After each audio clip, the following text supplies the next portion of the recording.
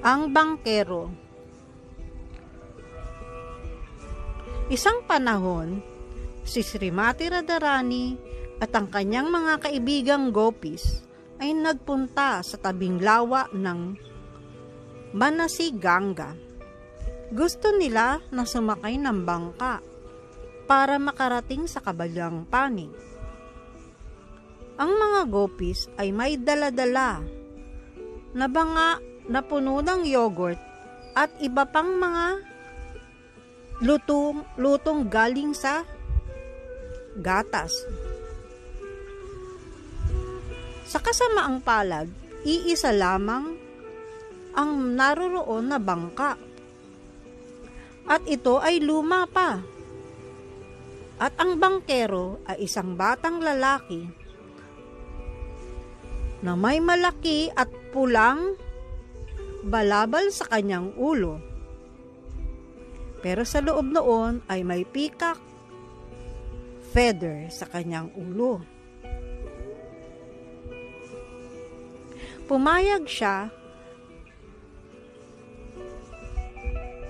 na magsagwan para sa mga gopis at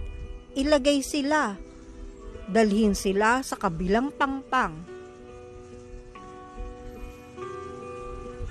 At sila ay nagkasundo sa magiging kabayaran na ang magiging bayad ng mga gopis ay ang matatamis at ang mantikilya. Ang lalaki ay nagsagwan, pero maya-maya pa ay tumigil sa kalagitnaan ng lawa. Nagtanong si Srimati Radharani at ang kanyang mga kaibigang gopis kung bakit siya huminto. Ang sagot naman ng batang ito, siya ay napapagod at nagugutom. Hindi na niya kakayanin pang magsagwan kung hindi siya makakakain.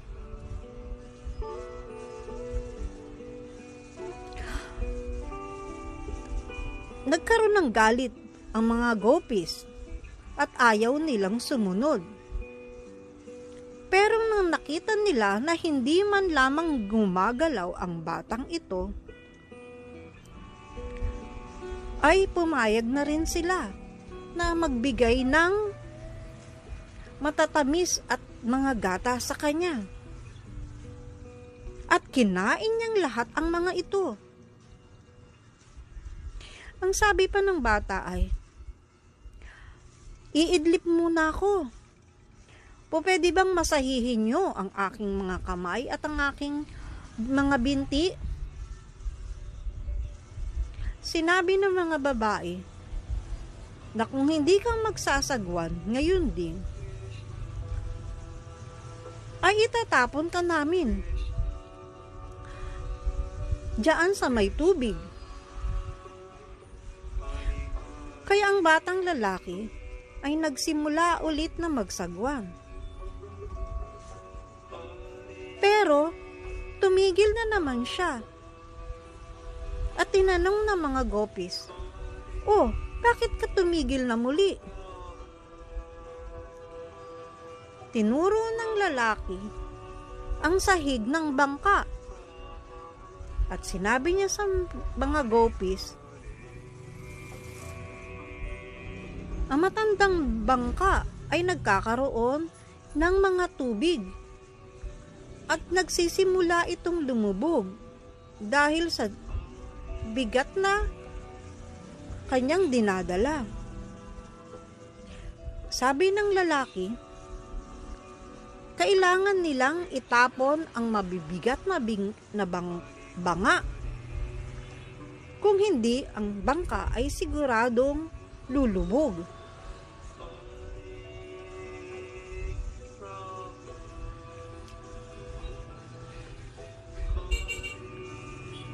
Nagulantang sila sa sinabi ng lalaki.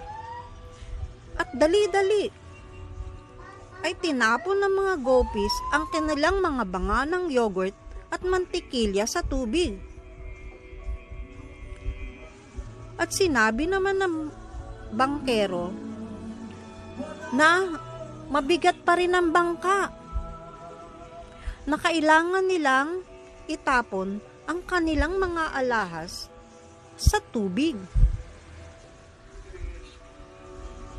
Kahit nag-aatubili ang mga gopis, ay tinanggal nila ang magagandang palamuti sa kanilang mga katawan at tinapon ito sa tubig. Ang sagot naman ng boatman o ng bangkero, mabigat pa rin ang bangka. Kailangan nilang tanggalin ang kanilang mga damit at itapon ito sa tubig.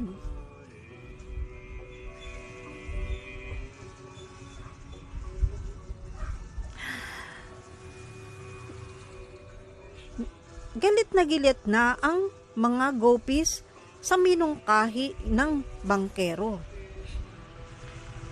At sinabi nila, ikaw ang itatapon namin sa tubig at siguradong wala nang problema sa bigat nitong bangka. Wala na tayong problema sa kabigatan ng bangka, sabi niya.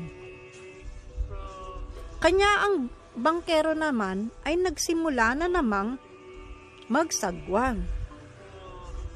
Pero hindi pa siya nakakalayo, ay may dumating na bagyo.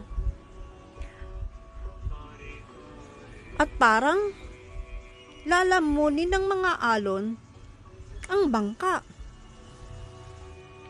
Napakaitim ng kalangitan at nagkaroon ng napakalakas na hangin. Kanya naman ang bangka ay naanod-anod ng mga alon. Si Radharani at ang mga gopis ay natakot. At baka sila ay malunod.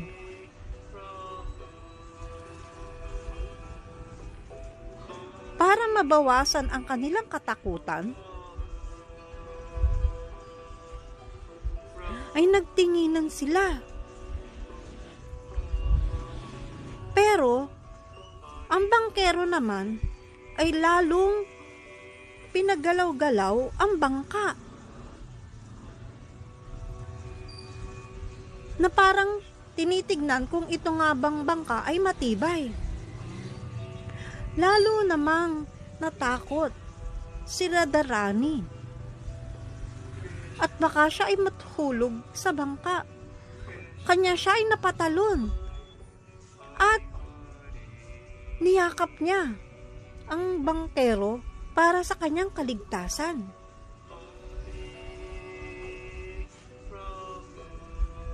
Nang mailagay niya ang kanyang mga bisig sa bangkero, napagtanto niya na ang bangkero pala ay ang kanyang minamahal na si Krishna, na naka-disguise lamang. Maya-maya pa, ang mga kaulapan sa kalangitan ay nagliwanag na at ang hangin ay humupa na. Ang mga alon ay naging kalmante at ang buwan ay biglang dumungaw sa kalangitan. Nang lahat ng gopis ay nakita si Radharani na niyayakap ang bangkero, ay pinagtatanong nila si bangkero at tinanggal ang balabal sa kanyang ulunan. Pati ang mga gopis ay napagtanto na ang bangkero pala ay walang iba kundi ang transcendental na mapagbirong tao na si Krishna.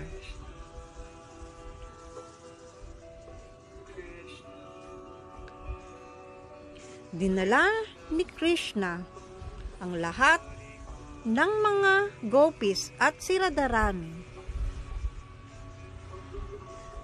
sa mga iba-iba pang mga isla sa Manasi, Gangi.